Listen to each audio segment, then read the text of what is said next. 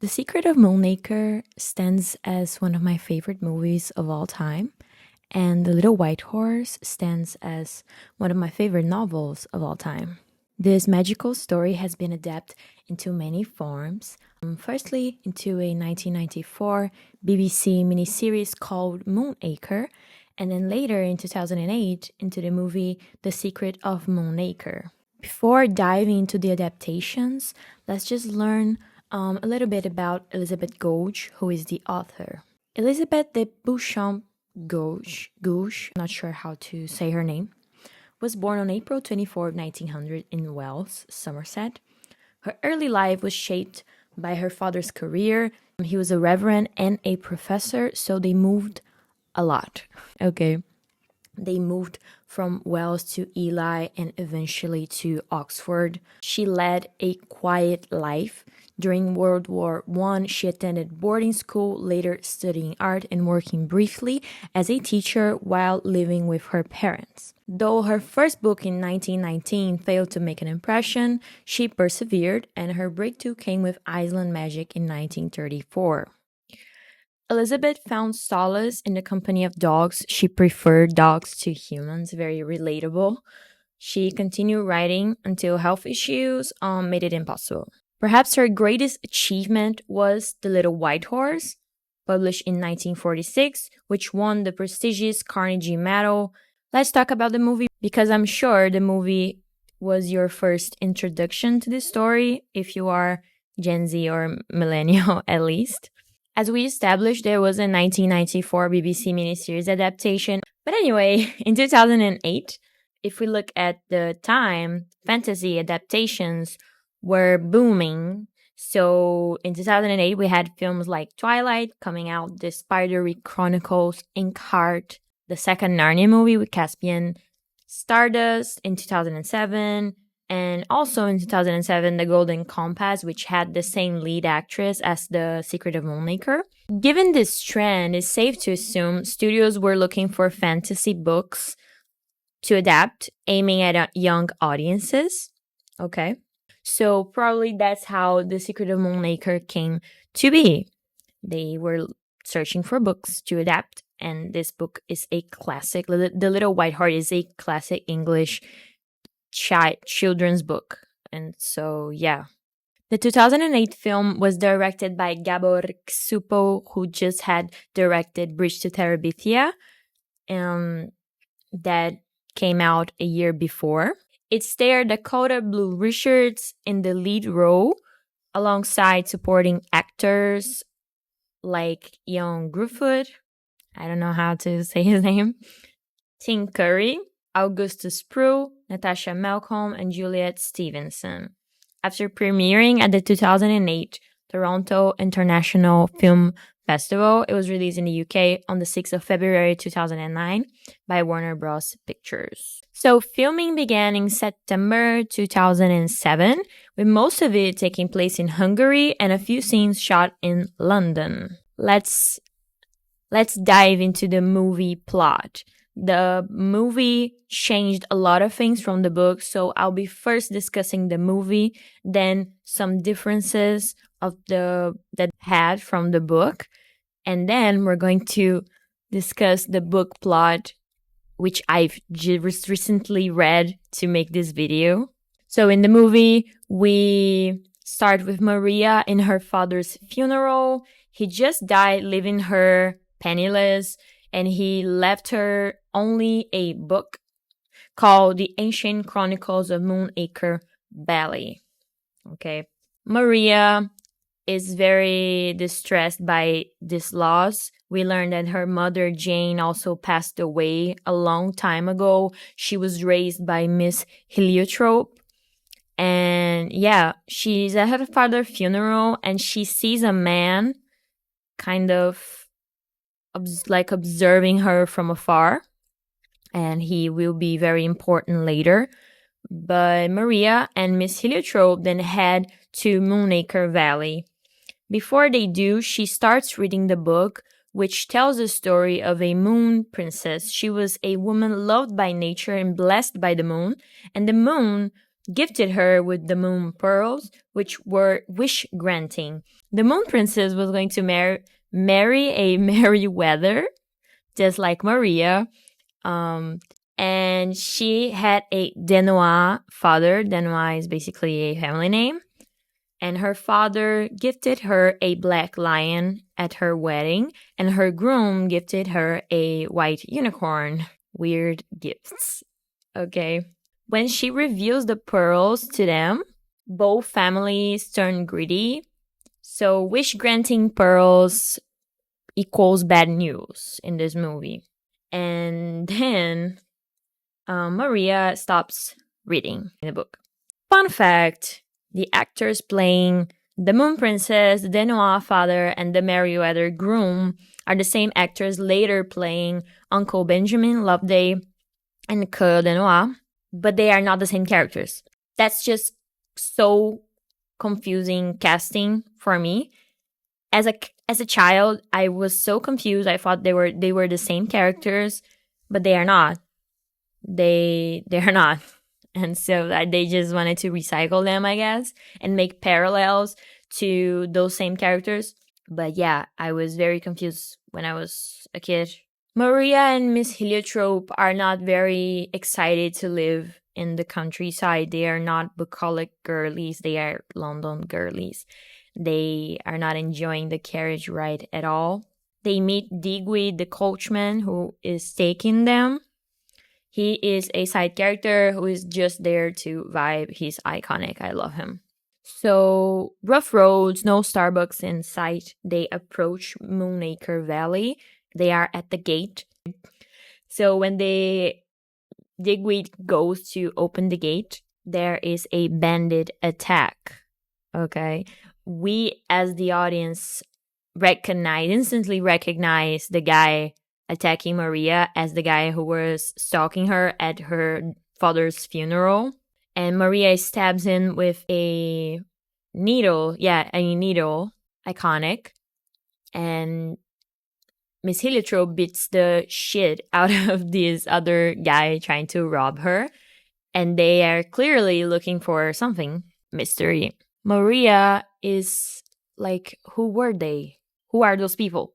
As they arrive, Moonacre Manor, I'm going to be saying Moonacre Manor or Moonacre House, but it's clearly a small castle from a dune. It's so gorgeous. But everything is bleak and gloomy because they are arriving at the end of the day. It's almost night at this gothic palace, and Uncle Benjamin appears like a vampire from the shadows. They are scared, but when he steps into the light, we see that he is just a baby. When I was a kid, I thought he was so old, but now he is so gorgeous. He is very rude and dismissive to them. Miss Heliotrope tries to tell him about the attack. He's like, I don't care. I honestly don't care. He introduces them to Rolf, who is a very weird-looking dog with big red eyes, and he says that he is dangerous. He can't kill you, but he probably won't hurt you. Miss Heliotrope goes to her room. Uncle Benjamin escorts Maria to her room in the tower. It's the most magical and amazing room I ever seen in a movie. It's so beautiful. I also love the mirror one of Snow White, but this room, I just wanted to live there. I love the aesthetic. I honestly think the costume department and the scenery people, what is the proper denomination? Anyway, they ate. It's so good. Maria doesn't say anything, but her face denotes that she's probably thinking, oh, maybe living here won't be so bad after all. Important information, the ceiling on her room has stars and they sparkle, they glow. Very ethereal. Next day, Maria wakes up to fresh milk and cookies, and someone also left very ugly clothes, and they have L embroidered. Maria is like, no thanks. It's funny because in the book she She actually loves the clothes, but in the movie, she's like, no, thank you. And she wears her pink London gown instead, which is just so beautiful. It's my favorite gown. She goes to the corridor. There's a painting of a woman who looks suspiciously like the Moon Princess, and she also looks like the Mona Lisa. That was probably the reference they were going for with this painting. Moonacre in the daylight. It's beautiful, but it's also very bare and gray. We don't have many decoration and plants in sight. Maria goes down with her book, probably wanted to keep reading after breakfast, but Uncle Benjamin is like, your father should never have given you this, and he takes it away from her. I love coffee. Stick out my glasses because it's a mess. Maria is furious. She runs to Miss Heliotrope. Miss Heliotrope is like, I'm sure he's just keeping it safe for you. Don't worry. At breakfast, we instantly discover that Uncle Benjamin doesn't like chatter. Miss Heliotrope, this poor woman, is just trying to make simple conversation. She just arrived at your house. She's just asking you, who is your cook? She's complimenting the food. She's just being polite. And Uncle Benjamin, every time she opens her mouth, is so annoyed by her. Oop. I need to use my phone because my tablet battery is running out. Uncle Benjamin doesn't like chatter, and he also doesn't like women. He doesn't like women. He says that no woman set foot here in years. And Maria, she's spoiled, but she's also very intelligent. She sarcastically asks, then why did you invite two women to live with you? And Uncle Benjamin says, my useless brother died in debt, so now I'm stuck with you. Maria and him fight for a bit, but he softens.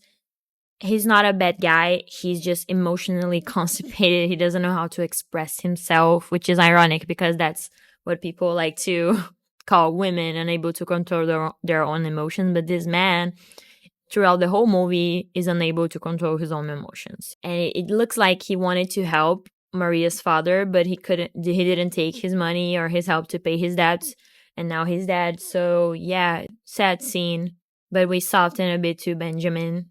Tour time. Benjamin is touring them into the manor now that is, daylight. Now that we are in the daylight, Benjamin warns them to stay out of the forest because Maria asked about the bandits, and he's like, they are bandits, poachers, no good people. They are the Denoirs. Maria is like, oh, like in the book. And he's like, no, these are the real Denoirs. You need to stay out of the forest. Do you think Maria is going to obey? No, she won't. That night, a star falls from Maria's ceiling. Maria wakes up again to more milk, cookies, another hideous dress. She refuses to wear it, obviously. She stumbles upon a self-playing piano. She plays with the piano. The most beautiful thing ever composed. I love this song so much. Benjamin catches her, and he's like, Digwit, bring me my whip. But don't worry, it's not for child abuse. It's for horseback riding. He probably wanted to take her out of the house. He says that every Merryweather knows how to ride. It's tradition. Maria doesn't, of course, but she bonds with this horse called Periwinkle. Because of course she does. That's a law in this type of movies. The main character bonding with every single animal. Do we really need to just instantly love every single animal? I'm not a hater. I love animals, but do we really need to kiss the horse instantly after meeting him? I just feel like that's invasive behavior. They go for a ride. Benjamin is like, it's late, we should go back. Maria says that she wants to keep riding and that Periwinkle will take care of her. Benjamin warns her to stay within Moonacre Valley's boundaries and not go into the forest. Maria is like, I will absolutely do that. She doesn't. She is riding, she hears a squeal, and she follows it into the forest, and she finds a rabbit trapped in a cage. The bandits, the same ones from before, they instantly appear again, so maybe Uncle Benjamin is right. Maybe. I'm not sure, but maybe he's right on telling her to stay in Moonacre Valley. But anyway, They sort of tease her and surround her. They don't really hurt her, but the guy from before, from the funeral, from the attack, she recognized it from his scar. He's like, you should come meet my father. So it implies that he will probably take her by force / kidnap her. Very romantic. The Rolf, the dog, appears. They run away. They flee, and they call him the demon dog. And they scream Robin's name. They're like, Robin, come on. So now we know that his name is Robin. Maria rescues the hare, brings it home.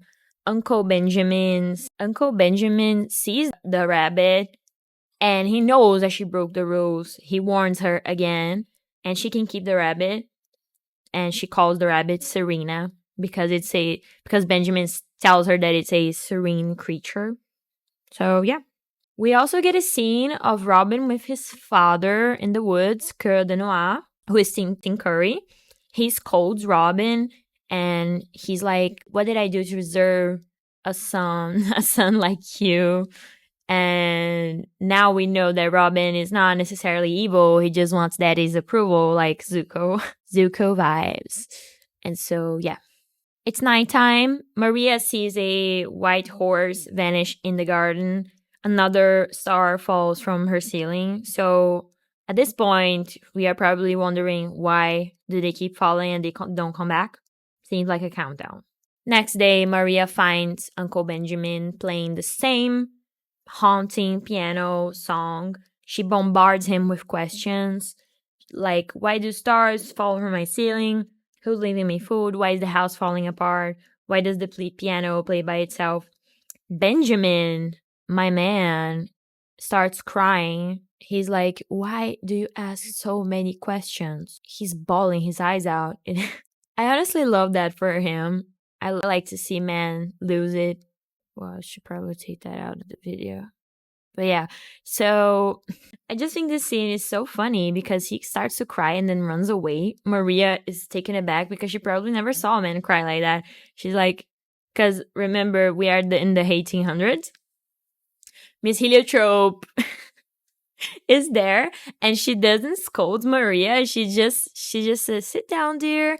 And she looks at Benjamin like, what? And I just think her face is so funny. She's like, ugh. Yeah. Rolf, the dog, leads Maria to the kitchen. Now we need to remember that they are having all this food. There are no servants inside since they arrived. And they don't know where the kitchen is, who's cooking their food, because Benjamin won't tell them. But Rolf leads Maria to the kitchen. As he passes by a mirror, Maria sees a reflection of the Black Lion from the book. She's scared, but she's curious, so she just follows him anyway. In the kitchen, she meets Marmaduke Scarlet. He is a magical person. He's very funny. He teleports. He's fast. He talks funny. He's just delightfully weird. So delightfully weird. I love him. He tells Maria that a little bit of magic has returned to the valley. And his inspiration is back to cook, you know. He then tells Maria to finish reading the book. Maria says that she doesn't know where it is. Uncle Benjamin took it from me. He tells her how to find. It's in the library, and she needs to pull this book called Secret Doors and Locks, something like that. She pulls this book. It opens a secret compartment where the book is hidden. She reads the rest of the story. So when the Moon Princess is at her wedding, her father and her groom are getting greedy over the pearls. She decides them to curse Moonacre Valley. Because why wouldn't she, you know? So on the 5,000th moon, darkness will consume everything unless a pure heart is heard.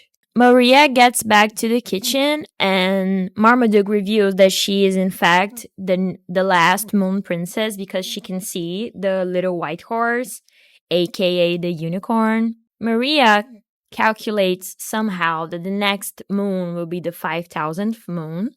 She's a math genius because I would never be able to calculate that. But yes, she has a nightmare, and she runs away because she's so scared. She doesn't want to have anything to do with that.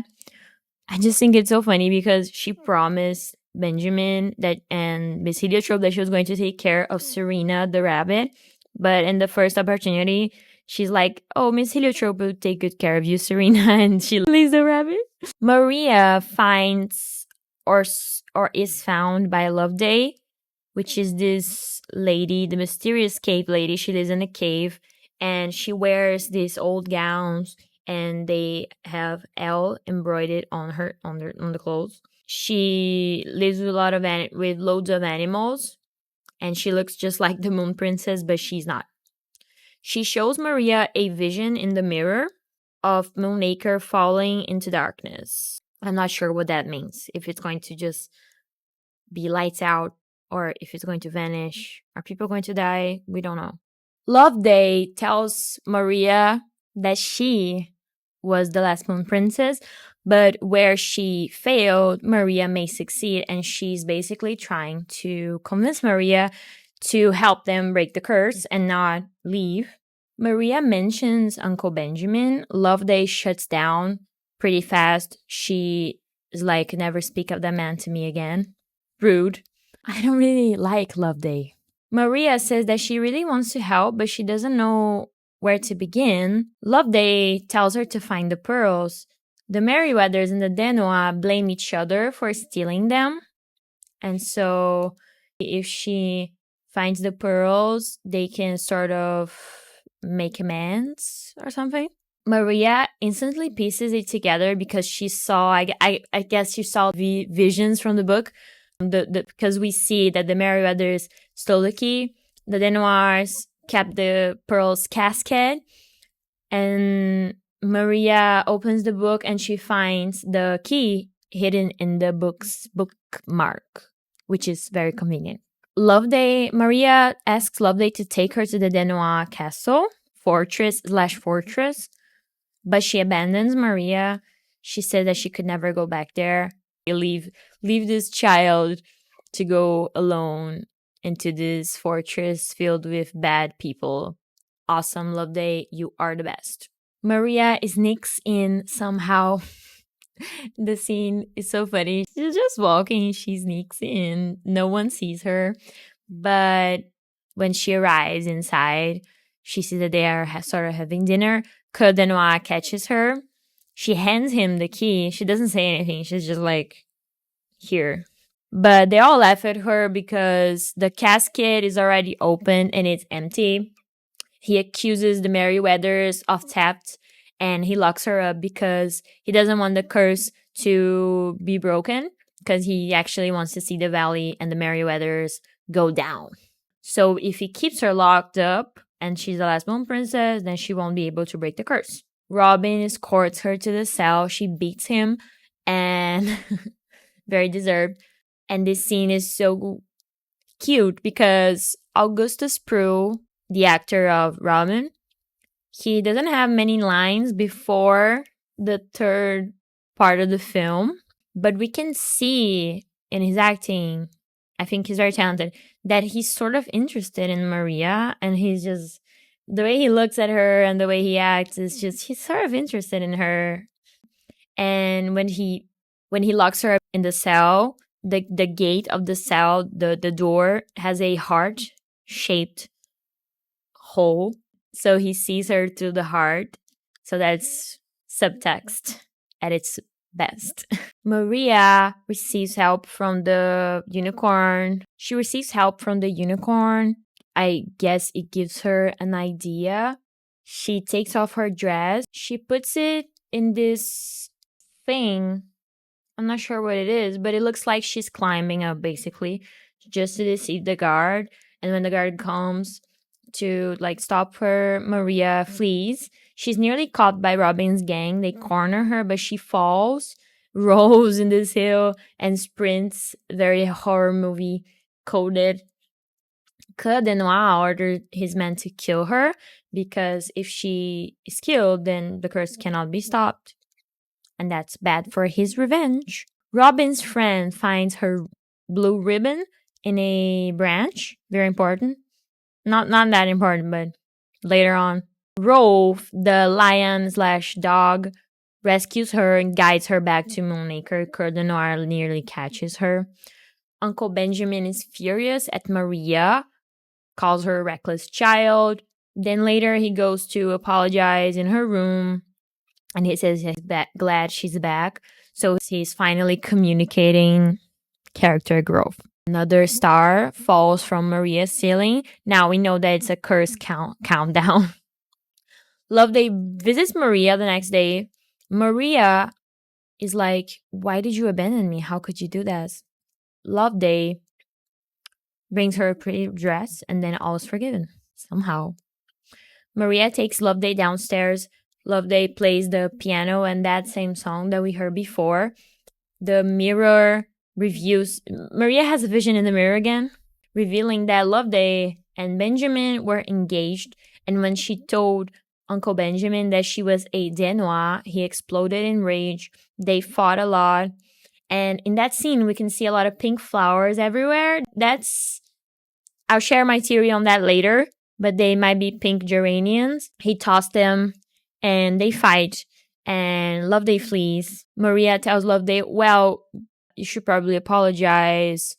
You should have probably apologized to him. You should have waited for him to calm down. Loveday is like, me apologize? He should apologize to me. Maria concludes that the real curse on this valley is pride. You don't say. The painting of the Moon Princess points at Maria where the pearls are hidden. So Maria has a lot of visions in this movie that tells her what she needs to do because she's the Moon Princess, of course. And they are hidden in a forest tree. Marmaduke Scarlet says that there's only one person who knows the forest that well to find that tree for you. And Maria is like, oh my God. Yeah, but then she goes after Robin. And Maria also forges letters to trick Benjamin and Loveday into meeting. In the letters, it says that they are going to apologize to each other. But Maria is in her matchmaker era as well as her curse breaker era. She sets a trap for Robin. He dangles upside down. And she says that she's going to let him down if he promises to listen. And he's like, okay, I'll listen. That's the first real conversation they share, actually. In summary, he's very reluctant, but he eventually agrees to help her find the tree and the pearls. And, Maria and Robin are walking later on. And he takes her ribbon that he had from before and attaches to this branch. And he's like, oh, I'm leaving false leads. Maria is like, why did you had my ribbon in your pocket? Very cutesy. The romance between them never really happened, but we have clues and it's very cute. And yeah, Benjamin and Loveday figure out that Maria deceives them and they go after her. So it's Loveday, Benjamin, Marmaduke, Digweed, Miss Heliotrope. That's it. They fight, of course, whilst they go after her. And Benjamin tells Loveday, oh, you didn't get very, very far, did you? Because she lives literally right beside him in that cave. Loveday says, you never came to look for me. Then Marmaduke or Digweed, I'm not sure who, but he tells Loveday that actually Benjamin searched for her for like a long time. And they decide to split up. So Miss Heliotrope and Loveday split up from the three men. Maria and Robin are walking in the forest, going to the tree. Robin gets kidnapped by his own father. Maria finds the way because the magical unicorn helps her again, but Coeur de Noir captures her too. Rolf, the dog, helps Robin escape, but then he gets shot. That's the saddest dog scene ever. He cries and he just lays down. It's so sad. Robin and Maria escape. They go under the tree. They discover the Moon Princess' hidden room where she lived. And they grab the pearls from her bust, like a statue. Very narcissistic. The Danois men are going after them. They escape through this secret tunnel under this fireplace, I guess. And yeah, the pearls glow and guides them through the tunnel. Everyone converges at the curse's origin point. It was in this sort of cliff/bay But yeah, it's this cliff and it's like in an old theater. Yeah, that's the vibe. Cardinal is there. I don't know how he got there. Benjamin, Digweed, and Marmaduke also arrive. I don't know how they got there. Maria and Robin arrive too. Loveday then arrives. Miss Heliotrope is nowhere in sight. She's reviewed as Cardinal's daughter, but we picked that up. We probably picked that up before that. And he is so touched to see his daughter. Maria pleads Benjamin and Coeur de Noir to end the feud. They must return the pearls together or something. But they refuse. They keep fighting. They hate each other. Blind hatred and stuff. Maria doesn't even wait for them to talk. She doesn't have time. She's like, I'll do it myself. She takes the pearls and throws them into the sea. They stop mid-air. It goes back to her, I guess. She breaks the line. So the pearls are loose now. She throws it again. They stop and come back and they attach itself to her dress. And it draws the same pattern from the Moon Princess. So then Maria's like, oh, I understand. I need to jump. She needs to. If they are paying attention, Benjamin, Loveday, everyone, if they are paying attention, they probably figure that out as well. But it's only after she already jumped into the sea that they run after her, and Robin is the first one to try to get her, but it's too late. Maria is in the bottom of the sea. She is taking the pearls out, and they land in the sand, and the curse is broken. The moon, who is almost touching the valley, goes all the way back there. Maria is saved by magical seahorses and the unicorn. They come in this giant wave. And Maria, who was right there, is all the way back there. But then everything is safe now. So everything is saved. Benjamin and Loveday reconcile. Maria is like, oh, Robin, were you worried? Yeah, very cute. And then Robin and his father also, I guess, reconcile somehow. His father was the worst father in history, but now all is well. Miss Heliotrope arrives after this Denois man guy arrives. He's still following Cardinal's order to kill Maria. He doesn't know what's going on. He's just doing his job. He points the gun at her. Several seconds pass. No one does anything. No one jumps in front of her. I think the edit was just off. It was probably rushed in the scene because there is a moment where Loveday turns a little bit too late. So I don't know if she was supposed to try and save Maria. But then Miss Heliotrope arrives and beats him. And everything is good. Miss Heliotrope and Digweed share a moment. They are like love interests somehow.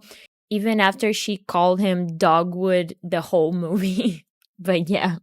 Curse is broken. Moonacre Valley is restored to paradise. Moral of the story. Greed and pride ruins everything. Not good things. But if you wait for a pure heart / your niece to fix everything for you, then that's the moral of the story, I guess. I do love this movie a lot, but upon rewatching it, it doesn't really make sense. The ending doesn't really make sense. But I still love this movie. The aesthetics, the acting, the costumes, the scenery, everything is perfect. I loved it. I love it so much. I am going to mention 2 deleted scenes that you can actually find on YouTube. But there's this interesting deleted scene from all the way, I believe it's supposed to be at the beginning of the movie, that implies that Robin was stalking Maria long before. So he sneaks into her room with his guys and he's looking for something, probably the moon pearls, because he touches her neck. But that's not very nice, right? He's kind of invading her room while she's sleeping. That's scary. She almost cuts them, but then Miss Heliotrope calls Maria.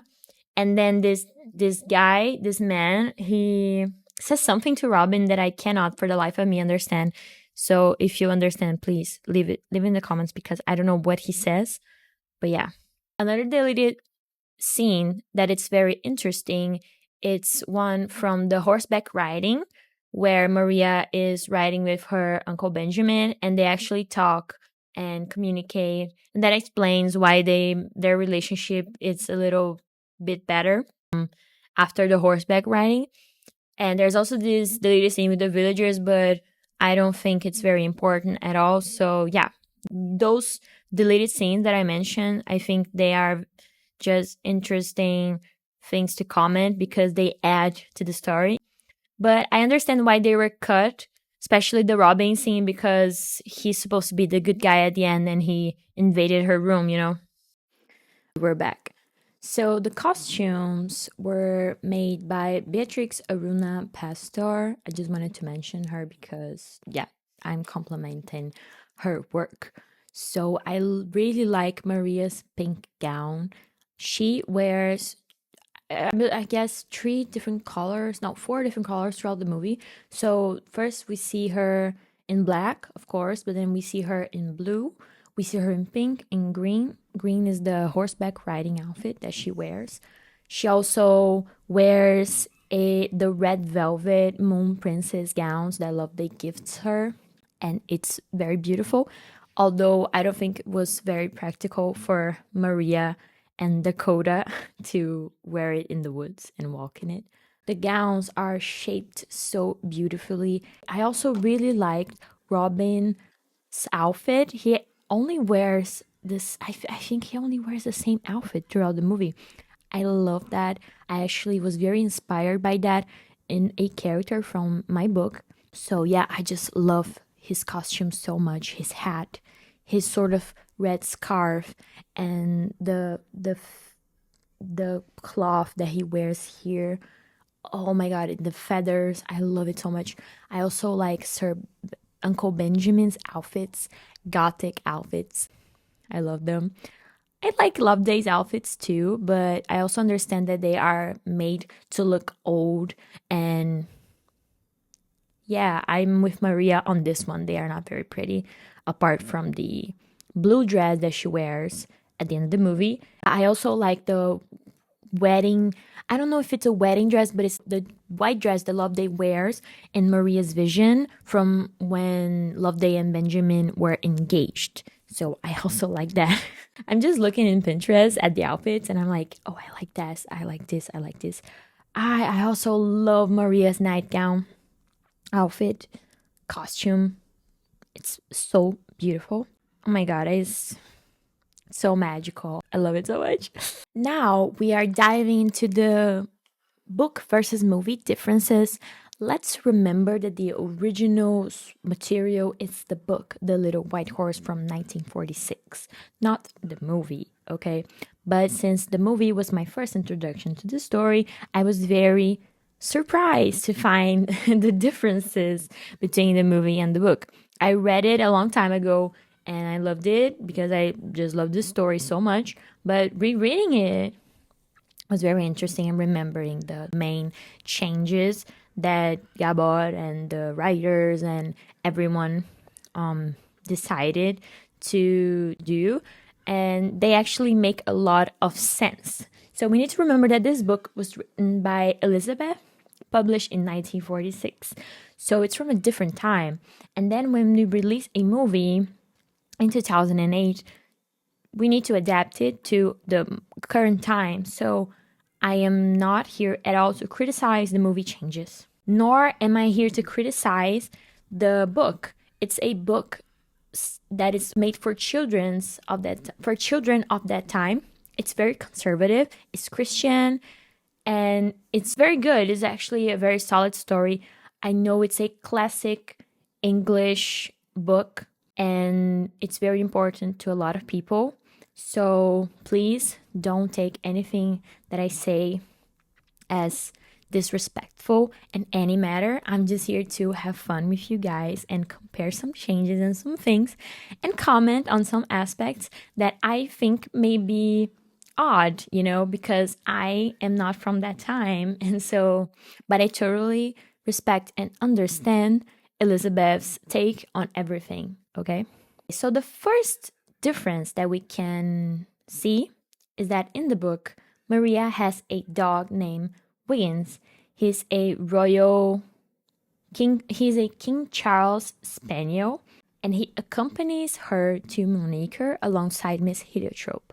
Wiggins is not present in the movie, and I know why, because it would be so, I think it's difficult to film a whole ass movie with this dog besides her, whilst she, for example, has to run and do all her stuff. She already has another dog, Rolf the dog. And so, yeah, I imagine it would be a challenge. I'm not sure if that was why they took Wiggins off, okay? That's just my own theory. And honestly, I don't care for Wiggins. Oh, let me show you the book. Okay, so here's my version of this book. This is the Brazilian version by Martins Fontes, and the title was adapted to match the movie's title. So, you know, the little white horse is called Secret to Moonacre.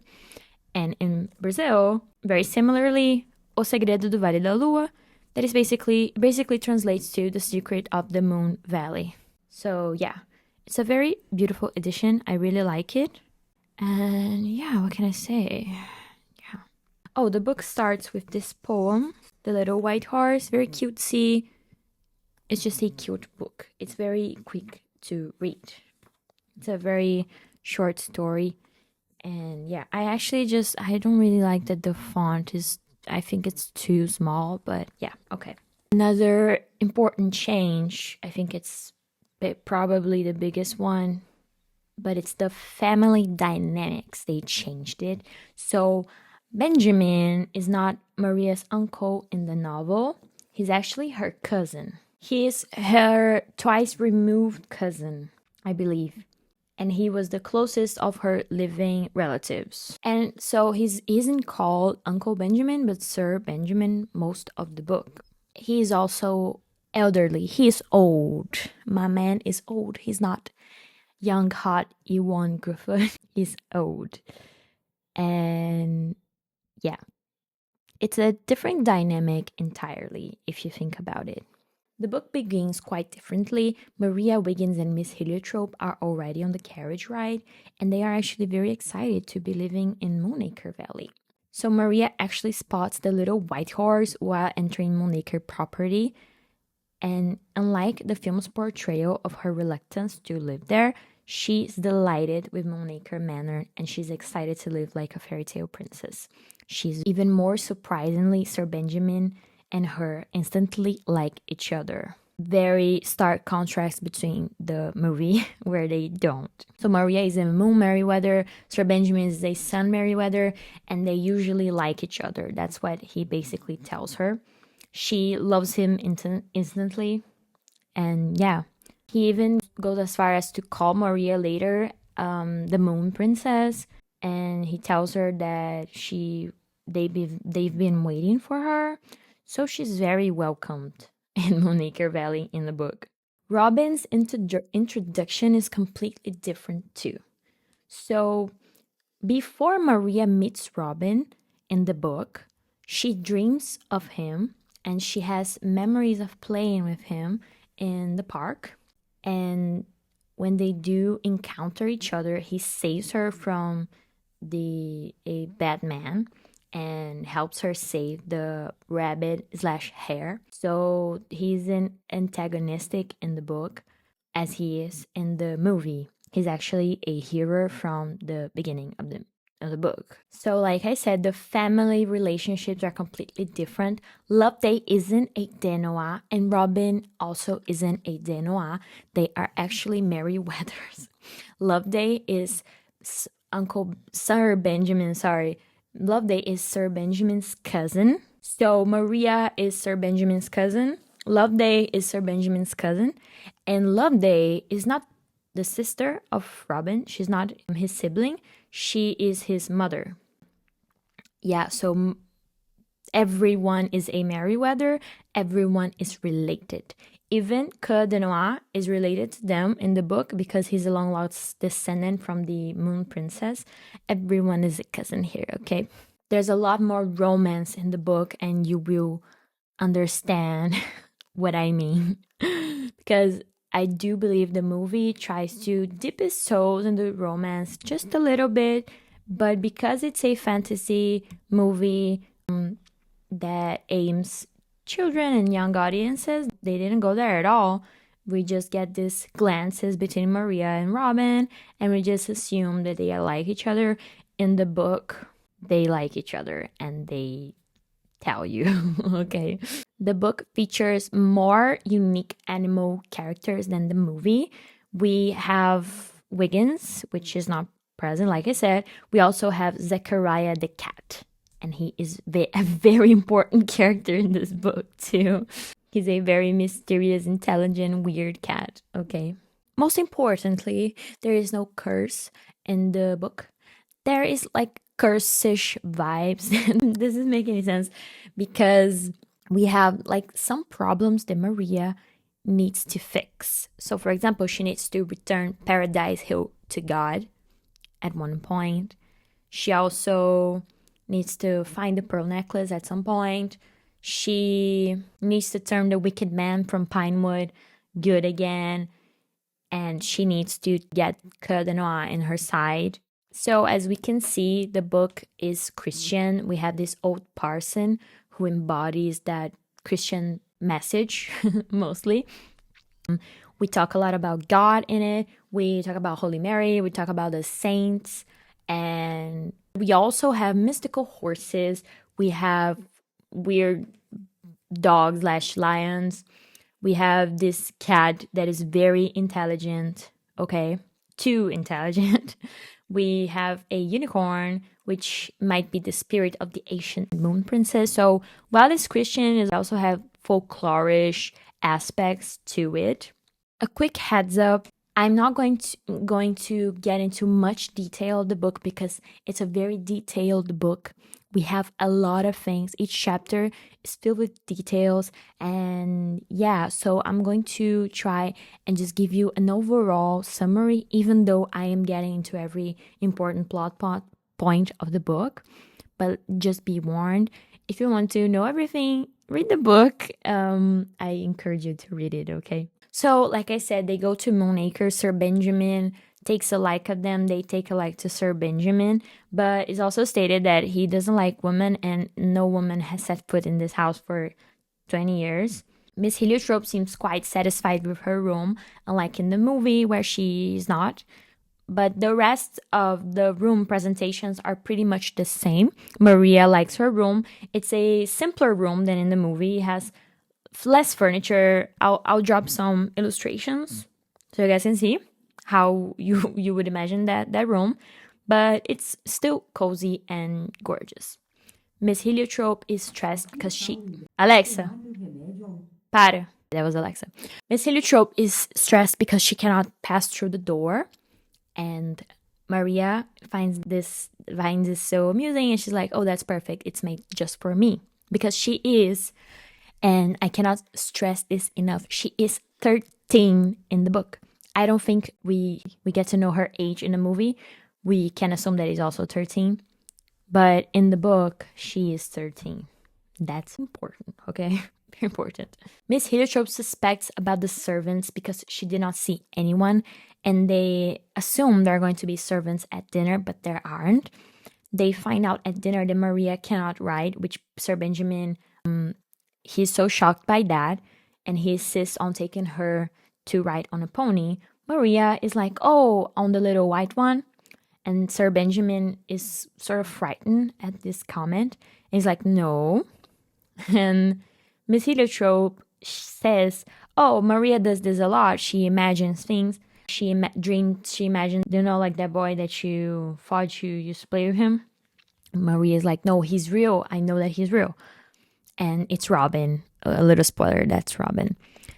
In the book, Maria actually dreams that she played with him in the park, and that night she dreams of him again, but he is older and he's broader.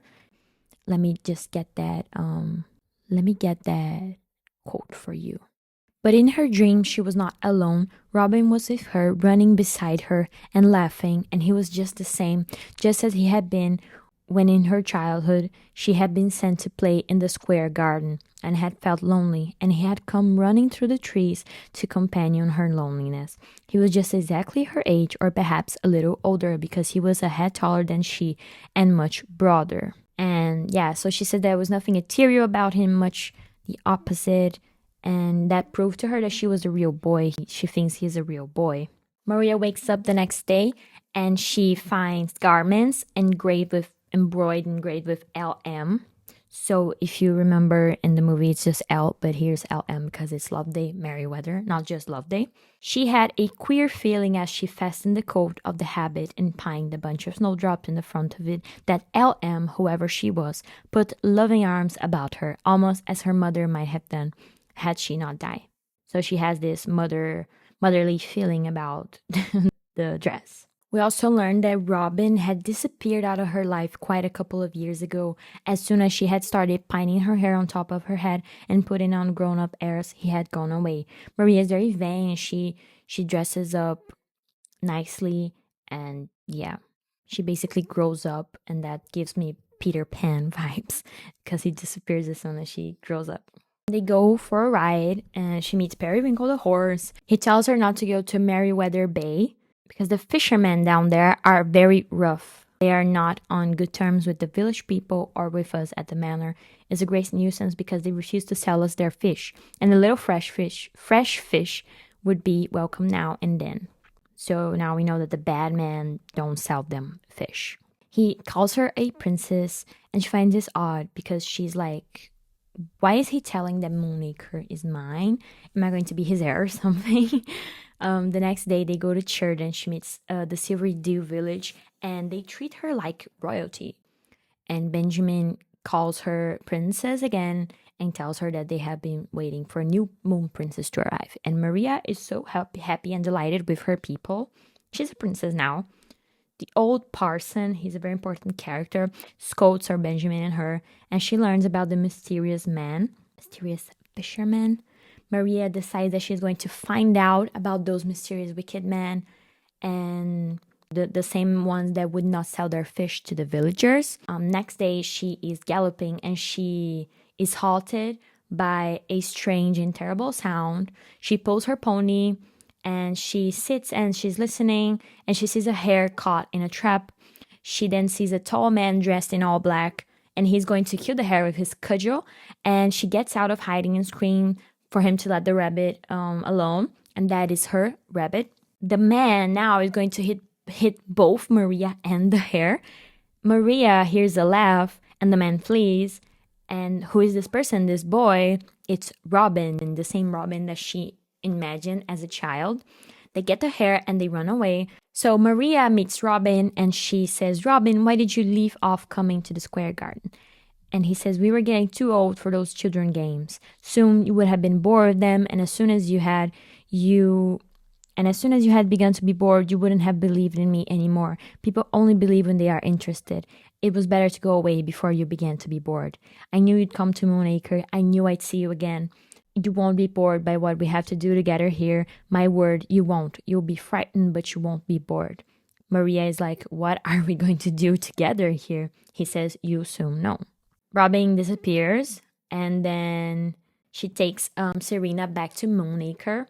Next day, Maria and Miss Heliotrope are doing their daily dues. They're studying, they are reading French poetry, and we discovered that Miss Heliotrope had a young French love when she was a gal, and her father prohibited the relationship because the man did not believe in God. But she still kept the book that he gave to her. And then she meets Zechariah the cat, that is one of the animal characters. He's very weird and intelligent, and he takes her to the kitchen instead of Rolf. It's Zechariah who takes her to the kitchen. He's a very weird looking cat. And then Maria meets Marmaduke, but he is anti-women. Maria asks him if it's him who's looking after her room, lighting the fire and leaving water and milk and sugar biscuits, and he says that it is. And then she asks if it's him, the one putting the clothes and the flowers there, and he's like, absolutely not. After that, Maria tells Miss Heliotrope that she met Marmaduke and that she's confused about who is leaving the clothes to her. Miss Heliotrope says it's definitely a woman. There's definitely a woman here. They're lying about the fact that no woman has stepped here. Next day, the old parson is there, and Maria goes with him to church. He introduced Maria to the children of the villagers. She asks if her uncle won't be preoccupied with her, and he says that he left a message with Zechariah the cat. Maria learns that the wicked man lives in the pine wood, that they steal a lot from the villagers, and the children also tell her what they stole, you know. The parson then is like, let Robin show her the chantry. Maria is instantly excited to see Robin again. Maria asks Robin if he is the one leaving her clothes, and Robin seems to know more about it, but he leaves it as it is. Then he tells her about Paradise Hill. So in the church, we have Sir Rolf's statue. He is Maria's ancestor, and he's actually the Meriwether that, you know, Maria will eventually learn more about. Isn't the poor man in paradise? Asked Maria. And Robin says that they say in the village that he can't get nearer to paradise than Paradise Hill because of making them so wicked. They say he rides round and round Paradise Hill, sighing and weeping because of what he did. But they say that he's sorry now, and that he would get into the real paradise if only he could find a way of stopping them being such a nuisance in the valley. Maria is like, who are they and what did Sir Rolf do? Robin tells her old Parsons tells the story best. And then, Maria goes to the old parson. Now, please pay attention because this is a long story. This is a long story, okay? Basically, centuries ago, a piece of land in this lovely valley was given to Sir Rolf Meriwether as a reward for courageous deeds well done.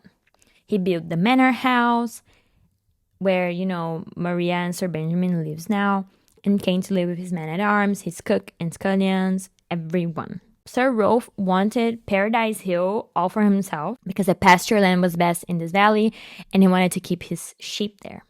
But the Paradise Hill belonged to the monks. Eventually, he got Paradise Hill, but there remained the pine woods behind his manor house that went right down to the sea, to what is now called Meriwether Bay, which were the property of Sir William Cote de Noix, I guess, called Black William because of the black cockerel that was his family crest. And he was also called Coeur de Noix because he was a bad man. Sir Rolf didn't like that. He wanted to hunt the wild boar in the pine woods, he wanted the timber, and he wanted to keep the fishing in the bay entirely for himself. So Sir Rolf kind of like takes everything from people. He wants everything. Eventually, they fight. They are enemies, and that's not very good. But then, suddenly, it occurred to Sir Rolf that he was 40 years old, he was unmarried, he had a poor opinion of the female sex, and he was not a ladies' man. But it occurred to him that if he were to marry Black William's daughter, he would become possessed of the pine wood. And though Black William was not an old man, he was poor in health, while Sir Rolf had never ailed in his life. So, Sir Rolf did violence to his own nature and became not all at once, for that would have aroused suspicion, but gradually a changed man. So what we learn is that Sir Rolf wants everything. He wanted Paradise Hill, he got it. He wanted Pinewood, he wanted the bay, he wanted everything. And then he basically marries Black William's daughter, and they reconcile, they make amends. Sir Rolf's wedding gift to the Moon Princess was an exquisite little milk white horse, the little white horse. They had found the week before. The Moon Princess' wedding gift to Sir Rolf was a great ruby set in a ring. So not a lion, just a normal ring. They actually do love each other. She loves him. But then Black William got married. Her father got married to a farmer's daughter, and they had a son. Sir Rolf wanted a son, but then Black William gets a son first, and then he's very jealous. And then the Moon Princess, aka his spouse, realizes that her husband is not a very good person. Eventually, she had a son, but it was too late for husband and wife to come together again. She did not love the child, and she sort of drifted apart from them. And she's all alone because she cannot go to her father because she's loyal to her husband. but she also hates her husband, so she's just very lonely. And then the old feud breaks out again. They become enemies, their servants fighting each other whenever they meet. And then Black William suddenly disappeared, not traced at all, and he was given up for dead. And a month later, came word to Sir Grove that the little dark-haired baby, Black William's son, was found dead in his cradle, and that his mother, overwhelmed by his grief, had gone to her people beyond the hills. So now the pine woods leading down to the sea were the property of Sir Grove. So he got what he wanted through his wife, the Moon Princess, and he had won his heart's desire, but that did him no good. Then the Moon Princess runs away from her husband, who she hates. She just takes her white horse and disappears, and no one knows what happened to them. The old parson doesn't want to keep telling the story to Maria in front of the children, so he takes her to his house, where he has this cook. Her name is Loveday Minette. Loveday Minette. So that's Loveday. Then when they get there, the old parson tells Maria that all attempts to cut those huge trees into shapes is doomed to failure. Always they go back to their original shapes, and the wicked men live in the pine woods today. And once in every generation, the Moon Princess comes back to the manor. And for a short while, there's great joy, for always the sun merryweathers and the moon merryweathers consort well together. But then, as if in punishment for the original sin, there's a quarrel, and the Moon Princess once more goes away. And Maria is worried that she will go away because she too is a Moon Princess. And the old parson says she has always gone away, not necessarily from the valley, but from the manor.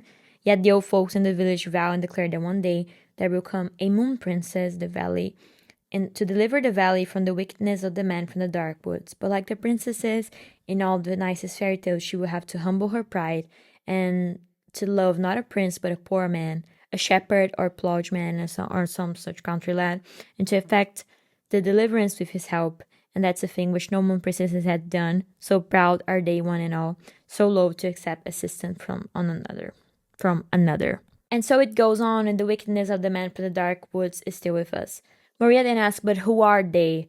If Black William's only son died, they can't be his descendants. And then the old parson said that word has brought to Sir Rolf that the child had died, but no one ever found or seen the child dead.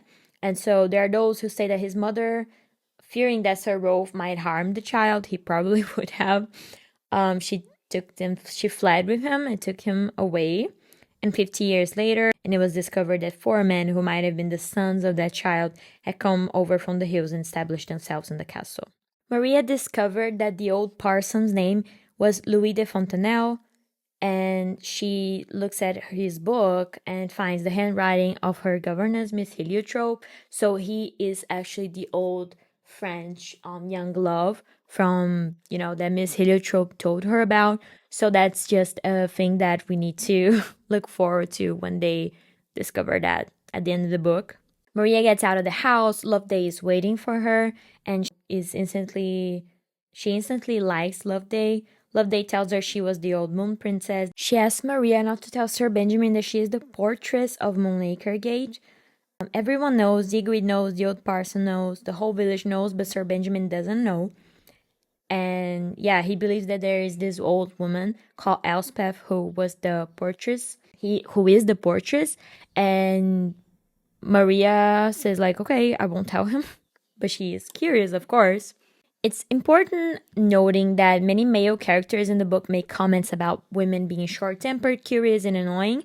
And that's reflected of the time period in which it was written, but it was toned down in the movie adaptation. So for example, the old parson actually scolds Maria in the church for her vanity and curiosity, but she keeps being curious throughout the book. So yeah, I guess that's a good thing. We eventually find out that the cat, Zachariah the cat, he can deliver any communication because he inscribes with his right forepaw in the ashes. That stood out to me because that's a cat writing in the fireplace ashes. Later on, Sir Benjamin tells Maria that the sheep that she sees on Paradise Hill is his, and so therefore is Maria's too, and perhaps you will see my shepherd boy up there, the best shepherd boy in the countryside. Maria is excited to meet this shepherd boy. Who is he? Do we know? Again, I'm sorry if I'm missing details from the book. This book is very detailed, and please comment anything. I will definitely be rewatching this, and if I see that I missed anything, I will leave it in the description. But yeah, it's a very well written book. Maria goes to Paradise Hill and she makes 3 wishes. She wished that she might rid the valley of the wickedness of the man from the dark woods, that she might meet the poor shepherd boy and love him. Because again, the old person tells that the moon princess must love a poor guy. Maria, 13-year-old, is like, oh shoot, I need to love the shepherd boy. And that she might be the first moon princess to live for always in her home. She loves Moonacre. She wants to live there forever. Rolf the dog takes Maria outside. He guides her. And then she hears a music and she thinks there's a voice calling to her. And then she finds the holy well. Maria prays and then a storm begins. Maria is worried because Rolf had gone away and Miss Heliotrope is scared of storms. And then she sees half-dozen men dressed in all black and they are trying to steal the lambs. Maria shouts for Rolf. She cannot see him. And she's like, give me my lambs. These are my lambs. And then through the noise, she hears galloping. And Robin comes to the rescue again. Robin takes her to the holy well and he tells her that they are safe there because this is a holy place and the men from the dark woods are wicked and they never come here. Maria is like, oh, so you are the shepherd boy. And he says, I am Sir Benjamin's shepherd boy and garden boy and general odd jobber. Didn't you know I was playing my pipe here when suddenly I felt that something was wrong. So he was the one playing the song that she heard. So the man that Maria sees galloping was not Robin. So she was like, who was this man? And Robin said that he did not see him. So it's probably Sir Rolf's ghost. They are wet and because of the rain and everything. And Robin says, come to my house. You will meet my mother. She will give you dry clothes. Yeah, so they go to his house. Maria finds out that Loveday is Robin's mother and she already knows her. Robin really loves his mother. He says she's the best mother in the world. And Loveday in the book, much better than from the movie. Good person. And because Maria, when Loveday was talking about we live here, there is his room, Maria thought Loveday was married to a ferryman. And Robin says, no, she was talking about me. And my father wasn't a fairy. He was a mortal man, a lawyer. So basically, Loveday, she married this market town guy. And then he died. And then Loveday came back to live in Moonacre Valley because people who live in Moonacre Valley can never be happy anywhere else. Maria tells Loveday that now she knows that she's the one who comes in the mornings and takes care of her. And Maria is so enchanted by Loveday. She's like, oh, why are you so good to me? And she said that the moment she sees Loveday, she loved her as her own mother. Maria asks who lets Loveday in. In the movie, Loveday enters by a secret tunnel in the fireplace. But in the book, Zachariah the cat opens the door for Loveday. Loveday gives Maria a dress and tells her it's a wedding dress, but she never wore it. And Maria asks, why not? Loveday says that the man she was going to marry was not the man she eventually married. She was betrothed to a rich gentleman, and she had made this dress for her wedding with him, but then they quarreled, and she did not marry him after all, but she kept the dress. Maria tells Loveday that they look alike, and then Loveday tells her, don't make my mistakes, whatever you do. And Maria's like, what mistakes? Loveday says, too many to tell you, but they all grew out of being aggravating and losing my temper. Never be aggravating, Maria, and never getting rage. Robin sees Maria, he's eating. Robin says that's a pretty dress. I never seen it before. It looks like a wedding dress. Maria says that it is a wedding dress. And Robin asks, are you going to be married? And she says, yeah, I am. I'm not going to be an old maid. But Robin asks, are you going to be married today? And his mother is like, of course not. But when she is married, she will wear that dress. Robin asks Maria, who will you marry when you get married? She says, I have not quite decided yet, but I think I shall marry a boy I knew in London. Robin is furious.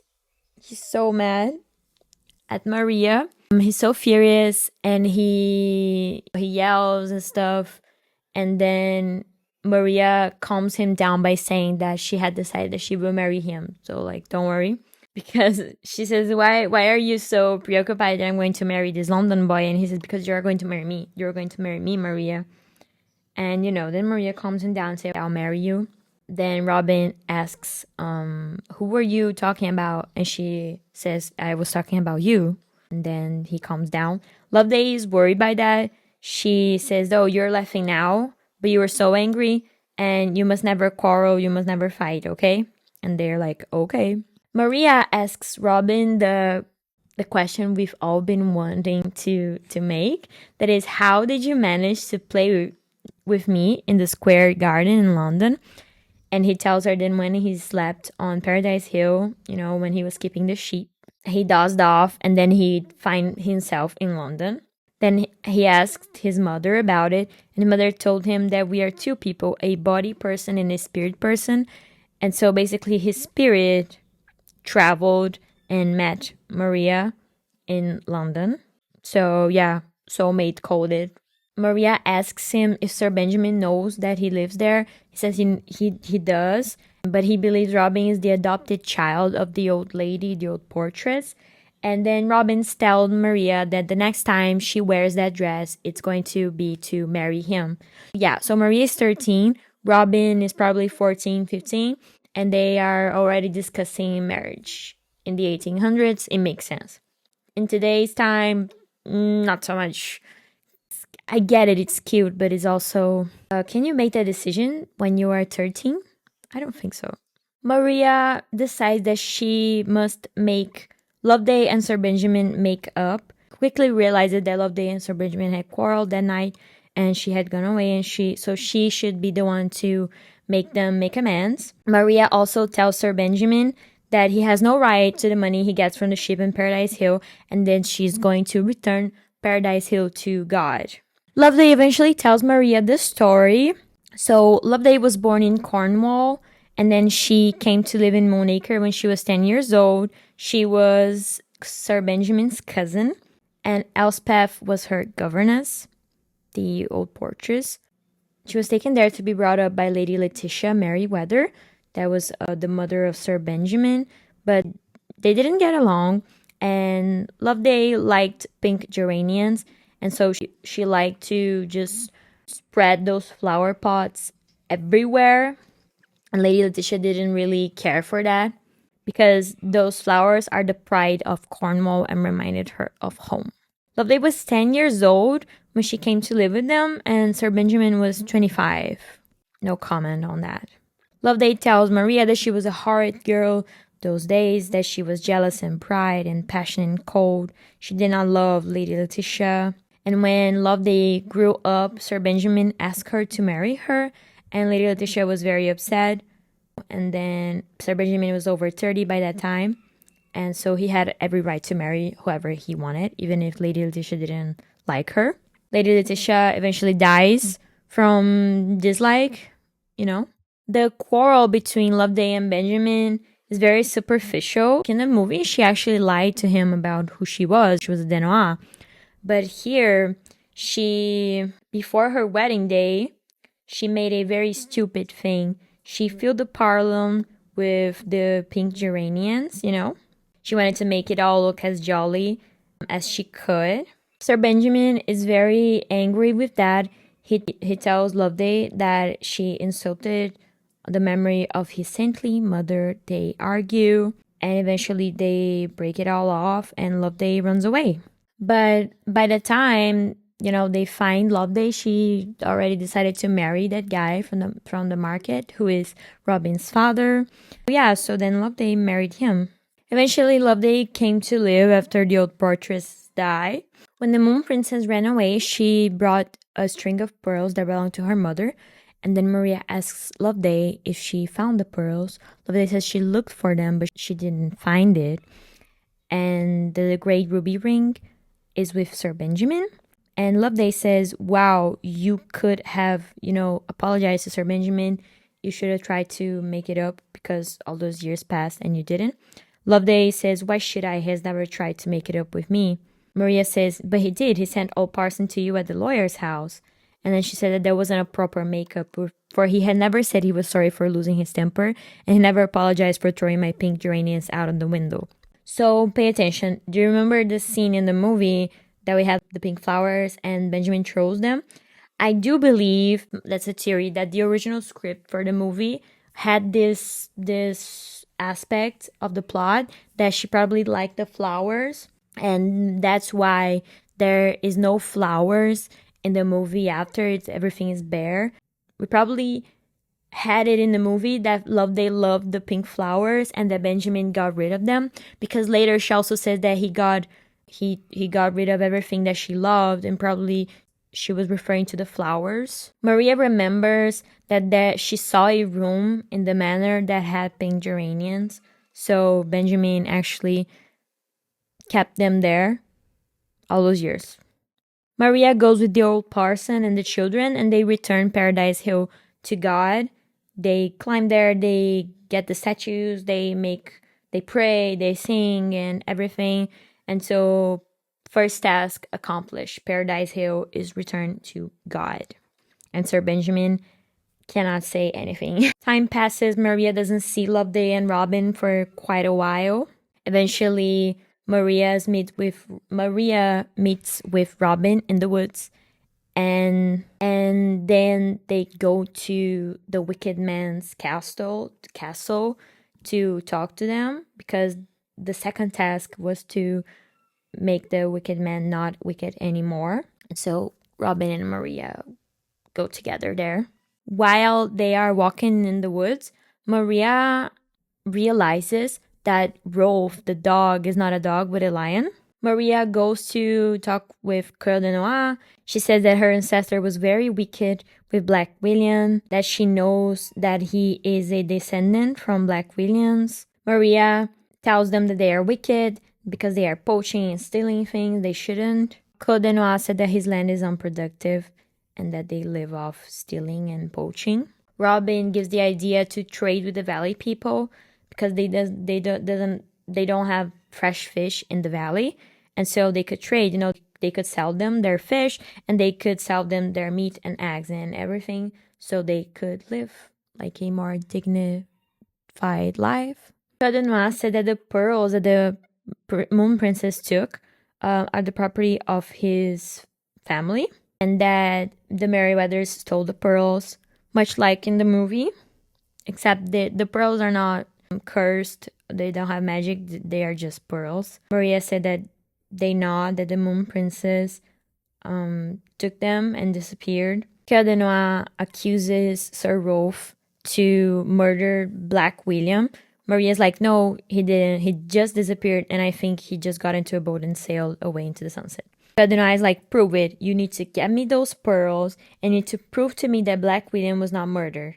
And then I will be a model of virtue, and I won't be evil anymore. So Maria has those two tasks.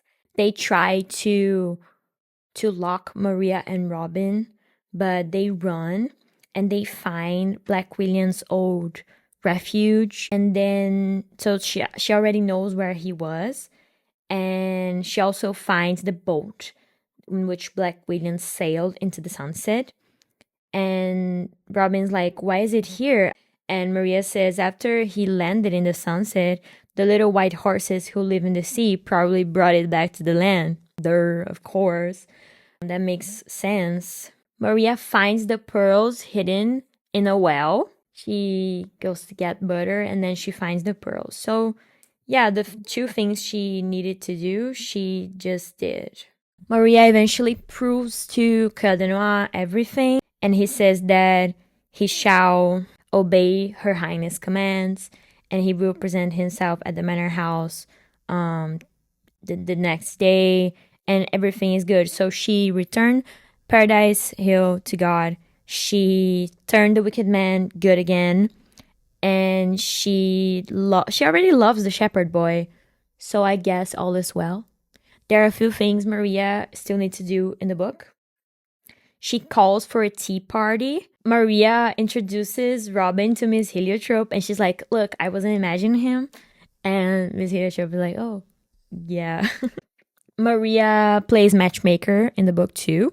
She says to Miss Heliotrope and the old parson, like, "Why don't you go and read together?" And, in the garden, and they go for a walk, and they do. She asks Loveday to come. Sir Benjamin and Loveday make up, and Sir Benjamin is instantly pleading for her forgiveness, unlike in the movie when he meets her and he's mad. But when he sees her in the book, she's instantly like, I'm so sorry, please marry me. Maria actually asked Robin if he would mind that Sir Benjamin was going to marry his mother. Robin's like, I don't care who she marries, so long as you marry me. So cute. So yeah, we reached the end of the book. I can't believe it. It's actually a quick book, but it has many details that I didn't touch here because it would just be a longer video and we don't have the time. So read the book, please. But at the end, Sir Benjamin and Loveday's wedding took place a month later after the story. Old Parsons and Miss Heliotrope's wedding took place a month later still. Everyone is getting married. And Robin and Maria were not married until the following spring. So basically a year later, or maybe months later, Maria is 13. And I don't think that sits very well in today's time. We wouldn't write about child marriage. But they do love each other, so it's kind of cute. But at the same time, it's like they are children. They shouldn't be able to make that choice. They're not ready for that. But they do get married. And eventually, everyone dies. It's a summary at the end. But eventually, Miss Heliotrope and the old parson died. And then also Loveday and Sir Benjamin, Maria, and Robin had 10 children, but everyone lived happily ever after. The end. So what have we learned from this video? This was a deep dive into the movie and the book, their differences. So as we can see, the romance in the book is much more present. Robin is so upfront with his love for Maria, and he's very keen into marrying Maria, even though he's probably 14. Maria also loves him, but at the same time, there is this role that she needs to commit to saving the valley.